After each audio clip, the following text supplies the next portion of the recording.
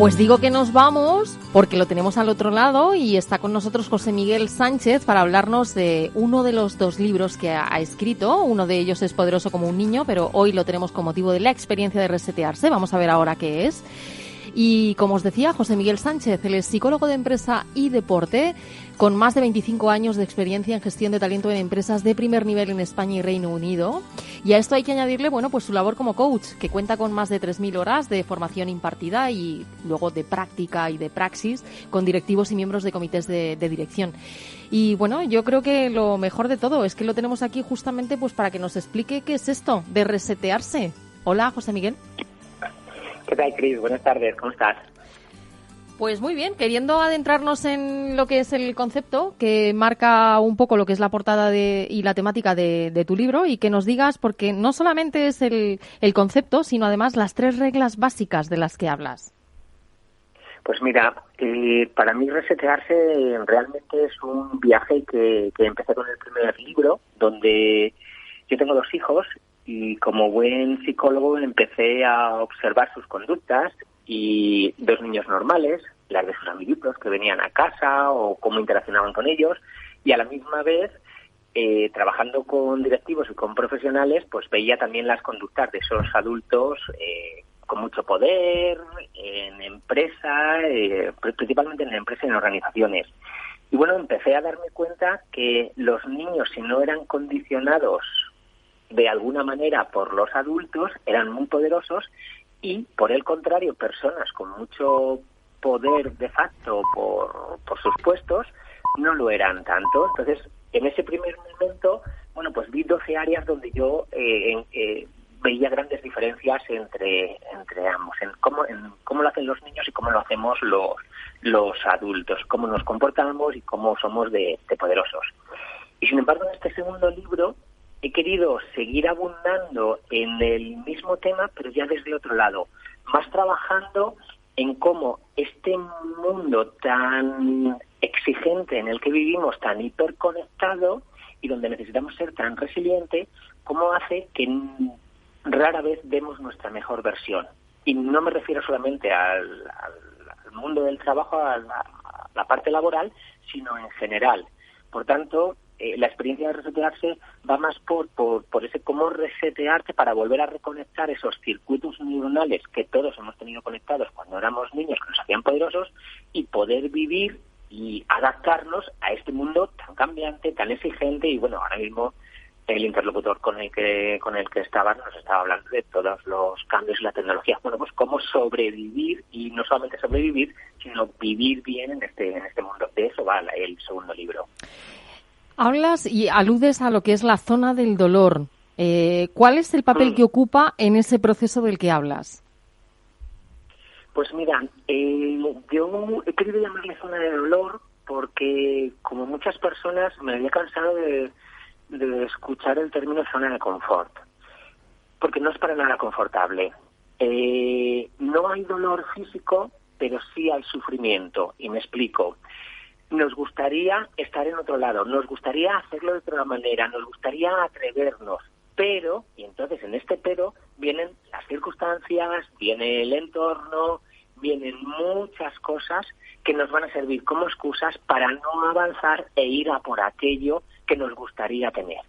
Por tanto, al quedarnos ahí, ya no es confort, ya es dolor desde el punto de vista del sufrimiento. Estoy en un lugar donde no me gusta estar, pero no hago nada o no hago lo suficiente para movilizarme hacia ese otro lado.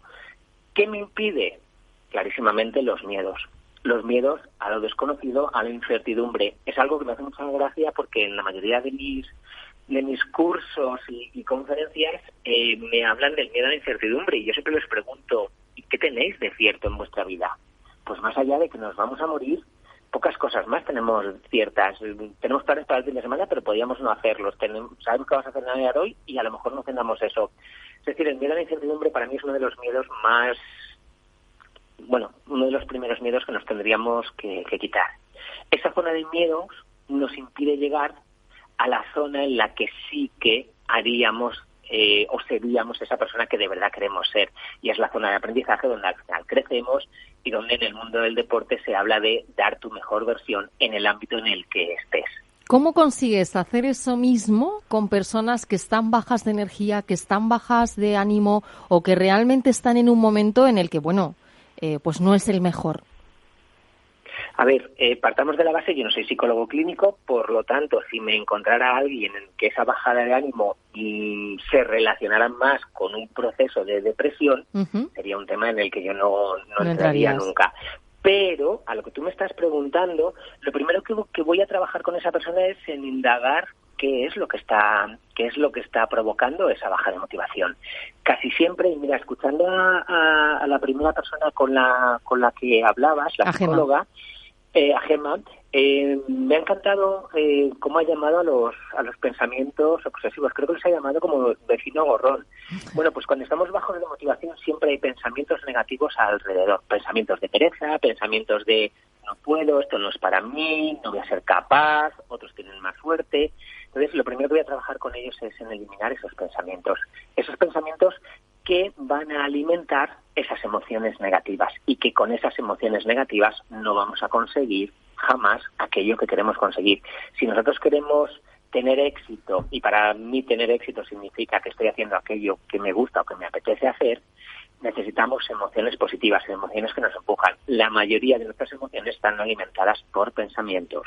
Por lo tanto, si estoy en una emoción negativa, lo que tengo que indagar cuáles son los pensamientos negativos que están alimentando esa emoción y a partir de ahí trabajar con diferentes herramientas. Ella mencionaba una de ellas, reestructuración cognitiva, hay muchas otras, en eliminar esos pensamientos negativos para trabajar en cambiarlos a que alimenten a emociones positivas. Otra de las cosas a las que haces especial, en las que haces especial hincapié es en el tema de los esques, bien en relación a mi pareja, a nuestras parejas, a los jefes, a la crisis, a la propia empresa. Entonces, me gustaría hacerte una pregunta doble. Por un lado, ¿qué hacemos cuando estamos en ese bucle o en ese círculo vicioso de es que esto tal, es que esto cual? Y sobre todo, ¿qué opinión te merecen a ti las personas que la tienen como modus operandi? Mira, primera pregunta, ¿qué hacemos cuando estamos ahí? Yo siempre digo que tenemos que aprender a pillarnos en ese lenguaje víctima. En el primer libro, uno de los capítulos era lenguaje víctima. A pillarnos en ese lenguaje que nos hace daño, que no nos permite avanzar. Por lo tanto, lo primero que debemos hacer es tomar conciencia. Para tomar conciencia, sabes que por suerte ha llegado, y parece que ha llegado para quedarse, el mindfulness, el estar presente, el pararte a estar contigo. Esta es una forma muy buena de tomar conciencia de cómo nos hablamos. Cada vez que yo estoy en el esque, me estoy quedando en la resignación. La resignación pone su foco en el pasado. El pasado es lo único que yo no puedo cambiar en mi vida. Por lo tanto, yo tengo que salir de esa resignación, de ese esque, y trabajar en aceptar aquello que no me gusta para mirar al futuro, puesto que la aceptación pone el foco en el futuro. Eso es lo primero que yo haría. Trabajar en pillarme, tomar conciencia y a partir de ahí trabajar en lo que sí puedo cambiar, que es mi futuro. La segunda pregunta tenía que ver con ¿qué opinaba yo de estas personas? ¿Cómo lo valoraba, si recuerdo bien? Sí.